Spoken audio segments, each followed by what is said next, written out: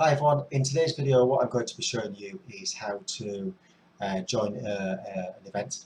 So that could be a race or a group ride or a time trial, anything between kind of like now or something in the future up to the next 7 days. Okay, so to do that you need the Zwift Companion App.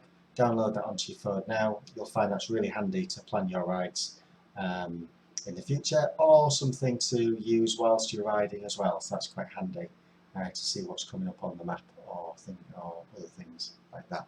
So here we are, my phone is up on the screen now. What you need to do is click the events button along the bottom, and there you can see lots of events coming up. It'll start on today, what's coming up to start in the next few minutes, and you can scroll down to find things in the future. Or you can press the arrows to kind of skip forward into particular days. What's quite handy is you can click the filters button and it'll take you to lots of different filters. So generally what you'll be doing is selecting things like I just want to look at races or group rides, so I'll apply those filters now. So when I've clicked on the applied the filters here, as you can see what it's doing, it's selecting just the races. Okay, and some of the stuff you can see on the list here is quite interesting. So it'll give you the time.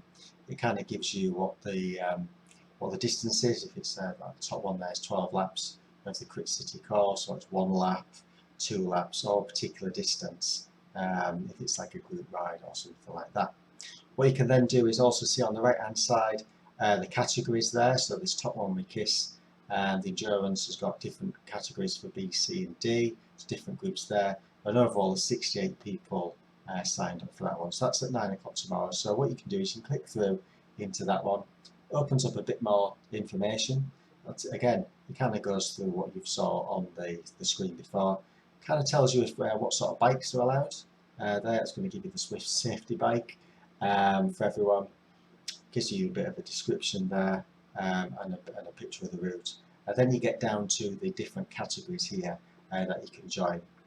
The kind of the categorization, it should be your FTP, watts per kilogram, unless it says in the description.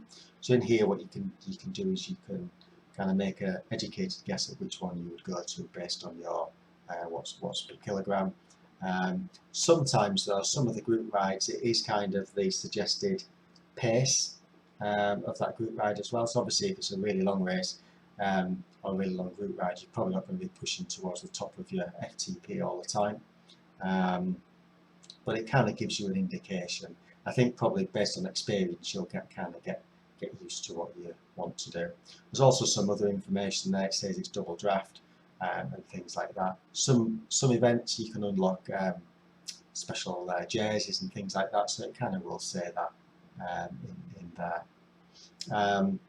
If you want to join any of them, all you need to do is press the plus button. So let's go for, well, I'll go to a category B, press plus. As you can see there, it's kind of registering me as an entrance. It'll tick. It says there my start time is 9 o'clock. As you can see, the other pen, C goes off at 2 minutes after, and D goes off 4 minutes after 9. So again, you can just double check the time that you're going to go off. Particularly on time trials, that's quite important because you get a particular slot to start on. So there we go. That's how I've joined. What I can do is also click on the little calendar button there to put a reminder setting in my iPhone calendar and things like that, which is quite handy to remind myself. So that's how you join an event. Same process if it's a race, a group ride, or a time trial.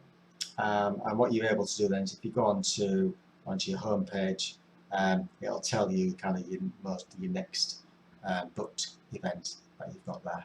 Okay, hope you found that video useful. Give it a thumbs up if you liked it, or a comment if you've got any questions, and I'll see you next time. Thanks for watching. Bye.